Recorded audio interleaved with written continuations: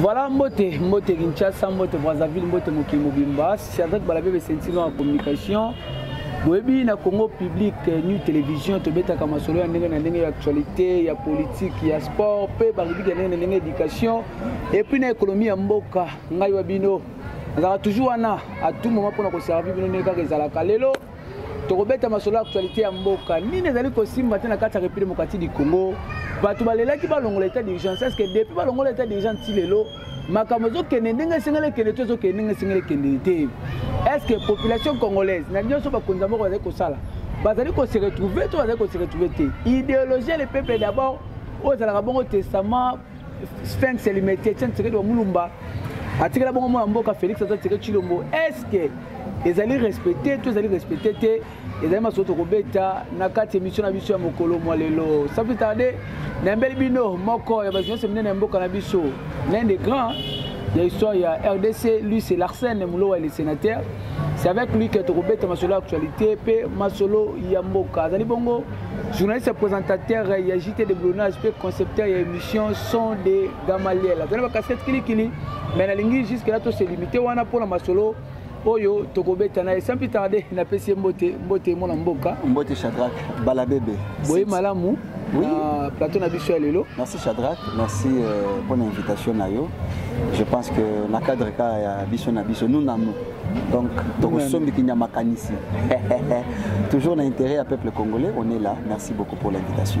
Larsen Moulo Aïe, dans les vidéos quand on a vu d'ici, j'ai le Oyo et le Rosali Kocha Makele et le Kamba dollar.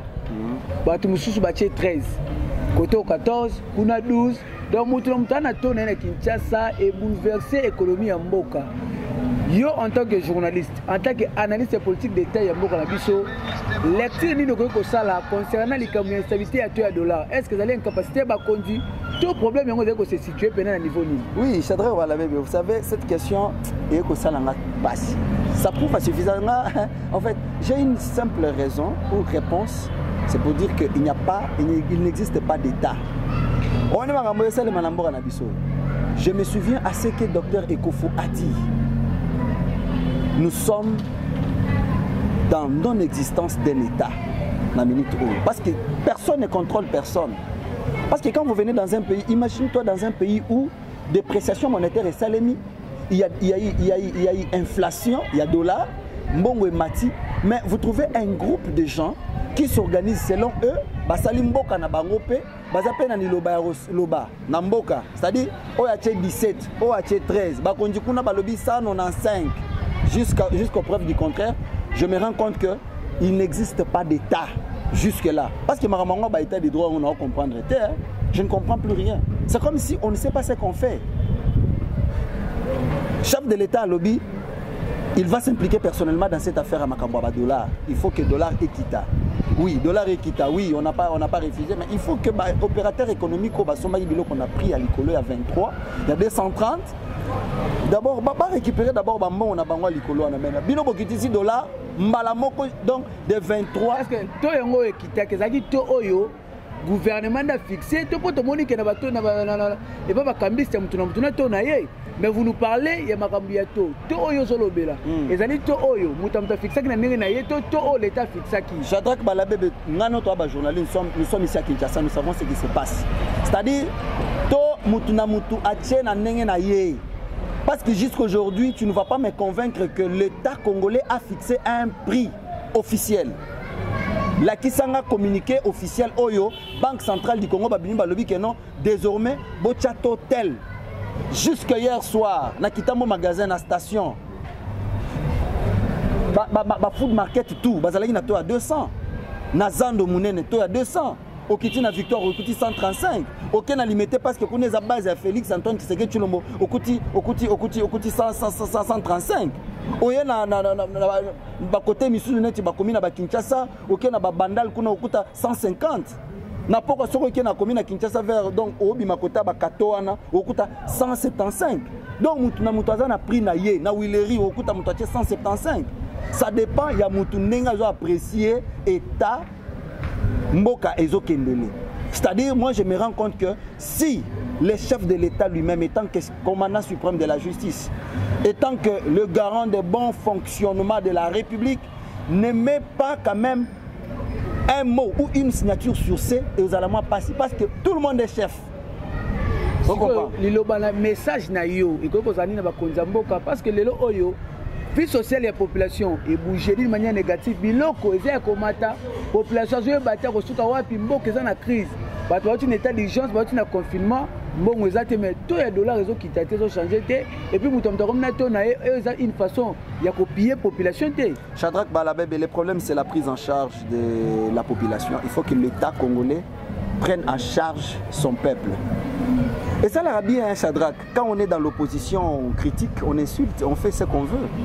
Et ça l'a bien, Shadrack, je l'ai fait au sein de l'émission, hein, au sein de l'émission, on a fait la TV dans le temps, il a place à l'eau, il fallait le bala. Tu comprends? Place, il fallait que tu le bata, j'aurais souhaité, à la place, j'aurais suggéré. Comprendre. Mais quand on est maintenant aux affaires devant la caméra, tu perds de vitesse. C'est ce qui nous arrive dans les temps actuels. Je pense qu'au travers de cette émission, nous allons vraiment beaucoup parler. Mais je te dis, l'État doit prendre au sérieux ce qu'il fait. Il faut que les autorités du pays prennent le peuple en charge. Parce que moi, je trouve mal qu'un individu qui est bien gouverné prenne quand même cette audace de pouvoir imposer son propre taux du jour. Impossible. Dans quel pays? Il y a un pays dans le monde, Oyo, attends les États-Unis, dollar, par exemple, la banque centrale à lobby, dollar, par exemple, à 43. Mais vous trouvez un individu à lobby, ils ont 47. Mais moi je croyais qu'il y aurait même un inspecteur économique qui est dans le terrain. Ministre de l'économie, Madame Akazia, vous allez na poto. Ministre Akazia, vous allez na poto, vous allez na makambo na neolobebele. Kabila basala raboy, Kabila ne fait pas la politique. Madame ministre économique, il y a cash. Non, le bien que Moutaï dépêche, papa, c'est ce que j'ai dit. On ne peut pas se mâcher les mots. Mais bango mutu bazana pouvoir, nengani bango bato babunda pona mboka bato bazana souci mboka nde bango balobaka. Shadrack. Si lelo makambo zo changer te mambozaka ndenge moko. Mon cher ami, vous savez, il faut avoir les nerfs et avoir la capacité de faire des analyses. Tu sais, là on a ébellioté que aux alana via hein quoi.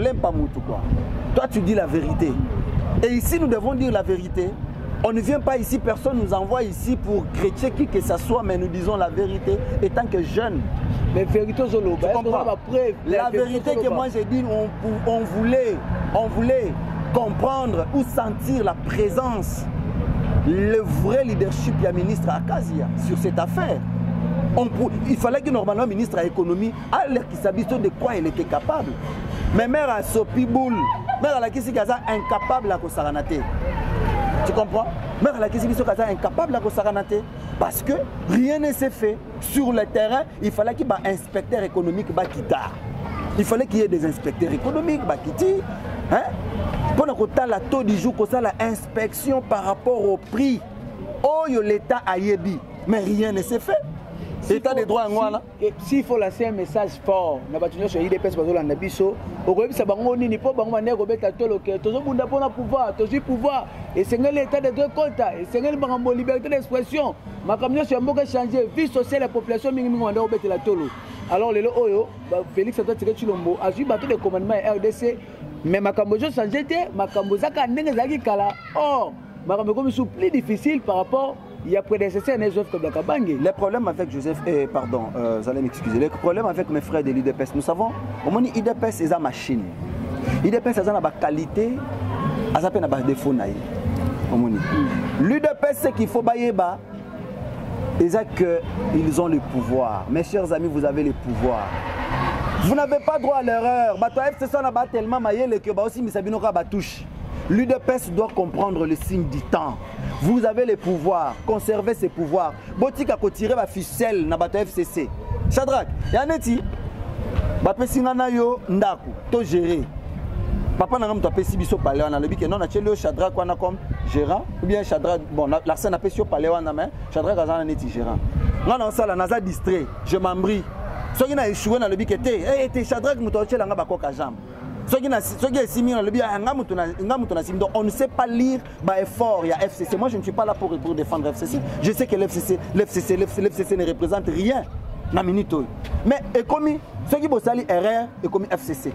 Soki bon, pesanga 2 ministres ya IDPS oyo baza excellent na gouvernement Tshisekedi na région. Donc na Rolanda na boke binyo somo na mboka Larsen, c'est comme si ozo condamner ba membre IDPS. Non. Non. Il faut conscience c'est ça là mon cher ami. Le problème papa. Na clair. Oza Congo public nu télévision et pas wapi. Tolobaka bosolo. Toflaka mutute, tokomsaka mutute mais tobaka c'est bosembo pe na bosolo nyoso. Alors yozo yebisa biso makambo yo tobo ite mais ala clair pour na bato bazolanda bayeba sikoyo. Problème il y a mboka na biso c'est problème ya gestion surtout la bien. Mais qui gère les pays en fait? Mais papa qui est le chef de l'État? Kabila ou Tshisekedi? Mais majorité parlementaire papa, FCC. Papa, c'est lui qui a le dernier mot. C'est l'institution présidence de papa, c'est le chef de l'État. Qui est le maître, c'est lui qui décide, papa. Vous accusez les FCC. Rien n'est bloqué jusque-là. Et ça, problème est incompétence parce que Félix Antoine Tshisekedi Tshilombo est seul. Il est le seul maître, il nage seul. Donc, Mokonzamboka, ce que tu as dit, na maloba na yo. Na maloba na nga. Mokonzamboka, d'autres travaillent avec compétents. Tshisekedi est seul. Le président de la République doit revoir, en commençant par son cabinet. En commençant par Tala Kamera Sali.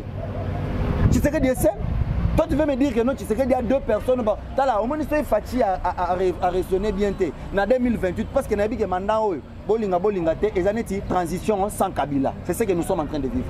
Quand Tshisekedi sera maintenant, aura l'autorité compétente. Donc, à la couverture. Ou bien à la autorité pour attendre en côté. Parce que na minute yo. Non, mais quand c'était. Et ça n'est ignoka balongolier sève. Balongolier venin, pardon. Et ça n'est ignoka balongolier venin. Fachi azane wana kasi wana lobite Fachi azane wana mokonzi mboka bazui lukamba bazui nyoka yango na lobi boyeko yo kacha nani venin mais lo baba munanga solo lo baba biso ba comprendre. Non, nous devons savoir faire de bonnes analyses. On ne peut pas faire des analyses comme si tu l'aime pas battu. Félix Antoine Tshisekedi Tshilombo c'est un homme compétent. Maintenant il est seul. Pourquoi j'ai dit que yaza loko la nyoka mais balongoli venin. Balongolier venait parce que Bazu Pepe Ilunkamba Bacheli Bino wana. Nani ne venait. Kasité, Ilunkamba te. De balongoli venait. Ilunkamba te. Yo tala gouvernement Ilunkamba makambo isala. Ilunkamba te ndeba. Dans malobana yo. Zelana silisa Shadraka. Shadraka zelana silisa. Émission ngai tikana tuna question. Tikana tuna question. Shadraka zelana silisa. Papa, tikana tuna question na biboyi. Olobi makambo ya Ilukamba. Ilukamba ne venait na gouvernement Félix Antoine Tshisekedi. Kasité, c'est lui le patron du gouvernement. Qu'il nous fasse un compte rendu. Combien de fois tu as suivi Ilukamba à la télévision défendre même tout ce qui se passe? Batunda Kase ne basali Bouzoba. Combien de fois tu as vu le premier ministre passer? Tala Bouzoba. Mais Azam FCC a démissionné na ye. Oh. A démissionné nini yeme à l'obité. A démissionné na ye pour Monique et Marmo Simba. On passe pas moye kendele. Yo Simba. Nan. Yeme Imuto Ebisi a démissionné. Et j'assume ça. C'est Yeme Imuto Ebisi qui a démissionné. C'est là où maintenant je dis que Fachi doit revoir, il doit balayer. Kabila Joseph Kabila. Yeme, tant on le bail qui était, Yeme a béni à l'obit au bangaté. Donc, Bango va faire un mot d'ordre. Oh, ce qui me conduit à l'obit, au moins, nous avons un de mon ami.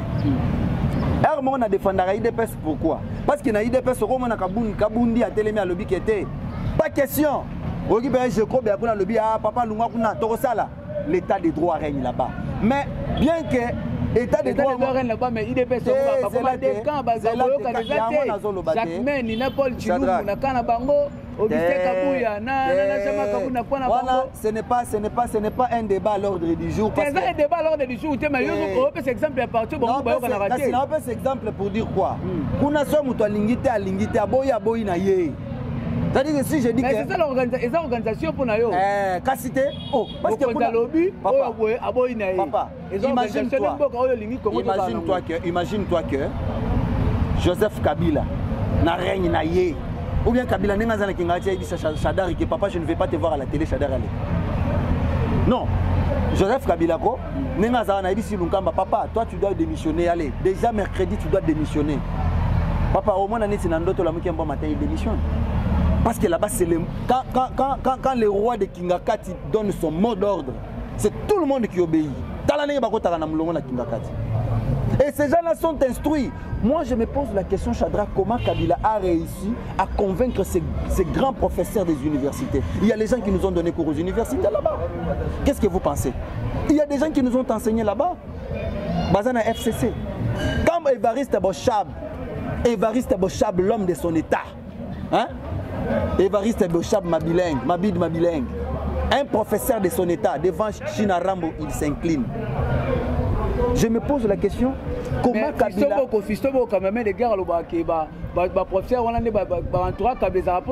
Non, ils allaient pas dans l'art.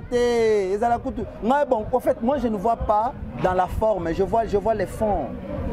Dans les fonds, vous allez comprendre que Kabila a un esprit supérieur sur Batouana Nyon surtout. Ce n'est même pas dit pour l'argent. Shadrach, je peux te donner l'argent, oui. Mais Shadrach, le jour où tu trouveras que non, ça ne tient pas, il faut que ta conscience fasse. Katumbi est à côté de Kabila. Katumbi est avec Kabila tous les jours, papa. Les Lobatini Kazembe. Kabila Tini Kazembe. Kabila Tini Kazembe. Ancien gouverneur à Kasai Katanga. Kepo, Alukao, Tukutanishane, Tonane na Katumbi wetu, Tubachangishe na Kabila. Ils nous ont échoué. Papa, Katumbi a refusé. Papa, Shadrach, Katumbi a compris seulement que China Rambo était mordant. Katumbi a compris que China Rambo était mordant. On ne peut pas tout condamner. Nous savons que Kabila a ses qualités. Kabila fait une politique anglaise. Alobakana était, mais à Salak. Kabila, s'il a un problème contre toi, il ne va pas passer sur les médias. Il n'a pas le temps à relayer la télévision pour se justifier. Hein? Il se charge de toi et c'est tout. Et s'il n'a pas, c'est différent de ce que nous vivons aujourd'hui. Donc c'est pour te dire que mon cher ami, Namboka o Nengetoza Awa, le gouvernement Ilunkamba, il faut pas démissionner. C'est simple, il ne faut pas démissionner. Parce que lui-même, le Premier ministre est incapable de gérer ses ministres. Papa Nanga. Bako équipé n'est incapable de gérer Bango. Audit ça les combien de fois. Si vous avez un conseil des ministres, vous avez un TV, vous avez un palais. Ça dit, na fanya na palais, na continue un conseil des ministres na palais. Er moko na ko chibuya ole la kuna na sima kuto we ba kutute. Chibuya ko zala ole la kuna na sima. Tant moko nzamboka ole ba koto chibuya ole la kuna aocha makele papa je vais manger les yoyo, je vais manger ceci. Donc esprit eza na kati ya conseil te, esprit eza kuna te, esprit eza na mwana na ole la kuna. Mususu kutu sheria za kuna fanya ne kutu aozela ye akoti ne conseil des ministres mbangu akoti. Keba biso ba journaliste bi ba aventure na lati moi veste mais na se couper. Nalati moi cravate na se coupé. Afani donc afani ne ka boyko na se coupé le but non il faut me filmer ici. Il faut me acheka boy pas aolo bana mokonza vous savez chef. Ozalende asopela mokonza kozalena gondo. Akozalena gondo na lipa na système ka cravate ya système ka cravate na palais. Yango nga kutu na komisinda meke barita d'urgence yango ici bazongela kutuka na kati kuna baba na okende na palais de la nation bakotaka na forum wana sur place ba monana parce que laisser aller eza makasi dans ce pays. Shadrach, je reviens pour te dire que aussi longtemps que le chef de l'État ne prendra pas ses responsabilités pour frapper encore fort, il sera difficile, ce mandat lui sera très difficile, ça je vous assure. Alors, Bandeko, il y a Congo Public New Télévision, la chaîne de l'information en temps réel. Et pas Iwapi, tu peux te rabino masolo actualité, masolo nenge, nabosolo nyoso, nabosolo nyoso bi awa to ba fanatika mutute, to yaka kokumisa mutute mais to lobaka c'est bosolo. Je vous rappelle que nous avons reçu pour vous Larsen Mouloua, le sénateur qui est journaliste engagé, présentateur et agité de boulonnage. Et puis, Azali Bongo, concepteur et émission son de Gamaliel. Azali la casquette, il y a mais pour vous épargner par rapport à la casquette, il y a un autre présentateur. La casquette, tu vois, Amérique, beaucoup de cambia dollars, Amérique, beaucoup de cambia gestion. Il y a Mboka concernant des Mokondia Mboka, n'a pas coéquipé. Bazali kokumbela masolo, moni azali kosala émission na kanda ko saranate, mais habité sur les arcs et ça esprit ya patriotisme ou bien ça mara mususu bien na kanda pota so luka pose, bazwa été ta mususu ala pota ta chef de riz, ba cha été donc to redécouvrir yango to koyeba pe un jour pour babanda ka bona ba analyse, babandi ba analyse papa politique comme député, a comme kangisa bato ba famille na bango, a comme ko ba n'importe quoi na télé pour na profiter ba immunité. Mais toujours mettre les massos toujours côté émission Oyo pour ambiance et ça la loco total. Mais nini et ça ça m'a raté pour la biso. Nana zo luka nini pour la nini. Lever état d'urgence bato bazela ki yango nako na impatience ya ko saranate. Jour bas lever état d'urgence bato ba sepela le roi likamusu ko leka même match à léopard sur le coup.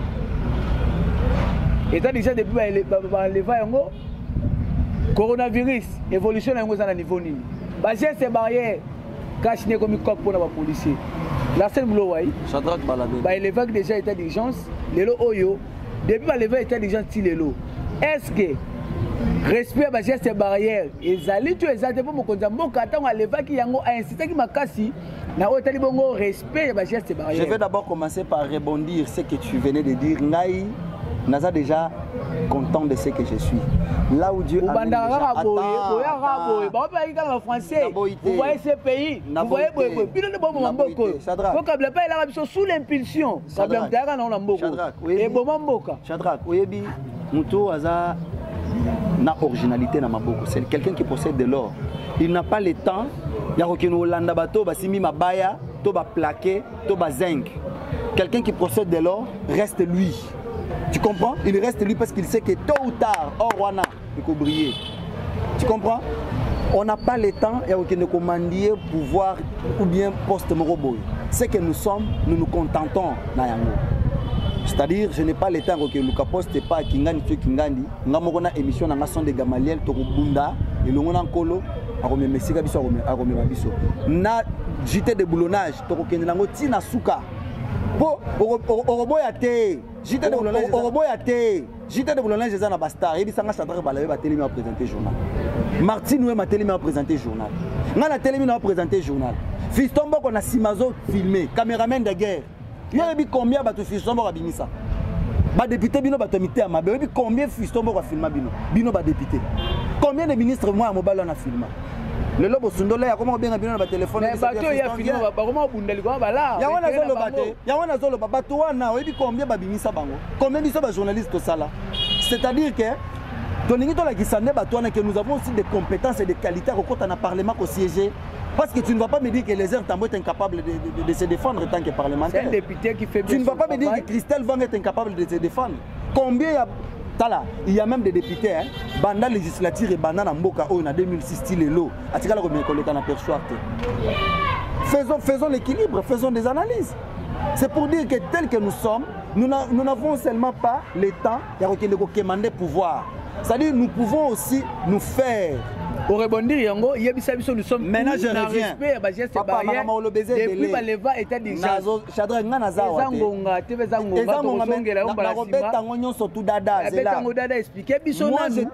Moi je n'étais pas d'abord content de lever à état d'urgence. Donne-moi un seul pays au monde où va lever état d'urgence. Un seul pays au monde où va lever déjà état d'urgence. Aucun. Bref, visa. Parce qu'on ne va pas vous donner ça, on ne va pas trouver pourquoi Baropé Sabino visa et pas Nabino Bozan a laissé aller dans Makambo Italie état d'urgence sanitaire. Bolongoli état d'urgence. Il y a solo, oui, Bolongoli. Respect à geste barrière. Je reste à geste barrière les Alakate.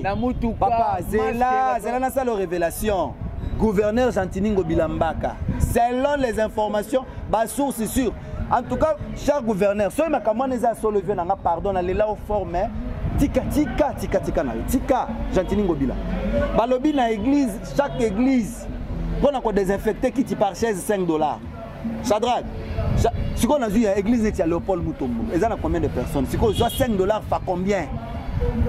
Qui n'est pas voici l'homme? Combien? Qui n'est pas papa Nanga Alessa? Combien? Qui n'est pas la borne par chaise? Par chaise pour nous désinfecter. Pourquoi? Mais il paraît que ça va arriver dans les réseaux sociaux parce qu'il va démentir. Il y a un autre service de communication de vie va démentir ma Shadrach, yo yebi que rumeur et comme la réalité, biso yo surtout ba communicateur té. Shadrach, yo yebi té, biso yo surtout ba communicateur. Hein? Makamwazando yaka awa ba démentir ngo lelo toza pinazando. Ba fongolite. Mais moule beta to retourna na. Makamwazando yaka to moni madame Belisa Leki. Non, vous savez, j'aime ma grande soeur parce qu'elle parle un bon français. Mais lelo toza wapi? Mais c'est Didier Lola s'est bâti de gauche à droite toza na bino. Ah, ça doit toza na bino na terrain. On n'est pas là seulement. Ngaye na lobaka ta ce qui le long de ko Eliezer. Moi na kolo lo pangwa sali, to moni que via se dérouter to loba. Tu comprends? Donc soyons quand même honnêtes. Balongoli état d'urgence. Tant que balongoli état d'urgence. Qu'est-ce qui est arrivé maintenant après? Ça commence déjà à nous faire comprendre. Déjà au départ, monsieur le ministre de la Santé, Moutaï de Pes, vient à Bissona Néteni.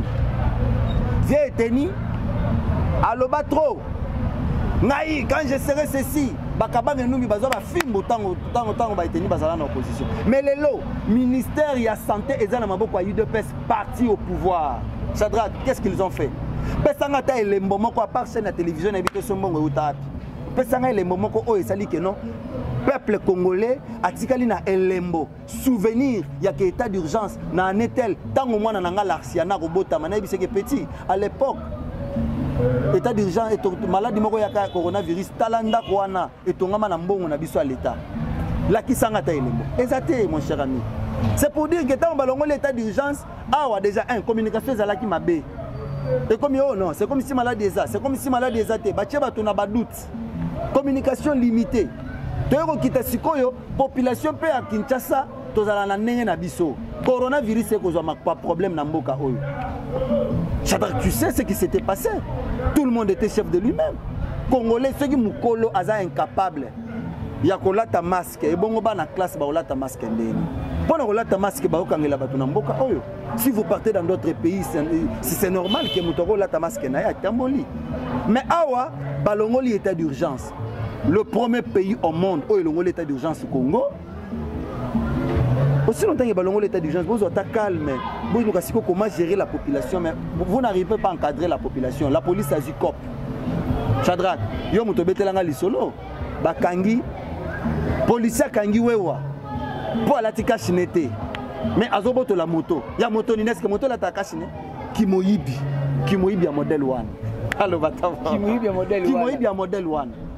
Il y a un la moto à la place qui kanga individu.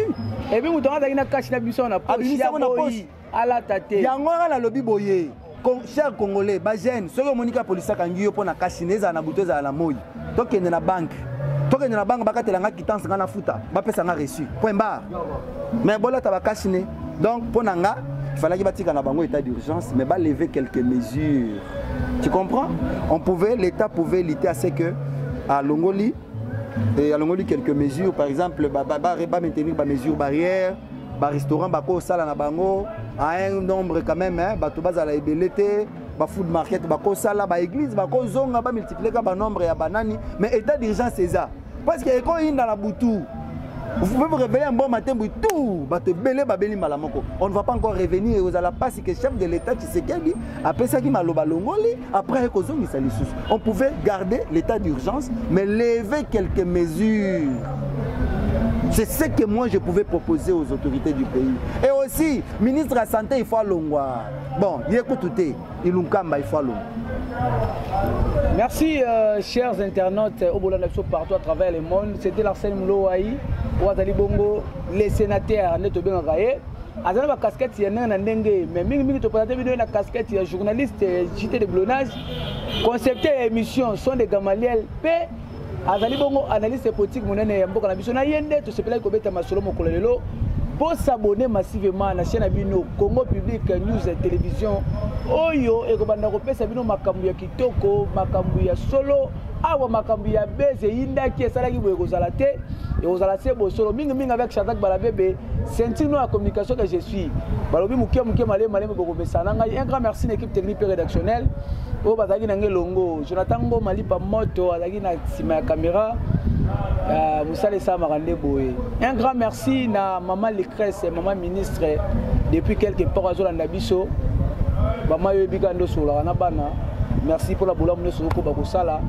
Botique à la brancher na Congo Public New Télévision peut inviter les sous pour s'abonner massivement pour que tu masolo kitoko. Larsen Moulouaï, merci pour l'invitation. Merci Shadrach. Na banzi que tu as balasima ozanda kunayo à tout moment. Non, le baiser belé makama le baiser belé c'est juste que zalaki justement intro. Plaisir il y a trop, il y a que Oyamina, c'est zalaki vraiment honneur. Merci également à ba internaute tout au Barolanda biso. Et si vous avez été lésé de par nos dires, ça fait mal.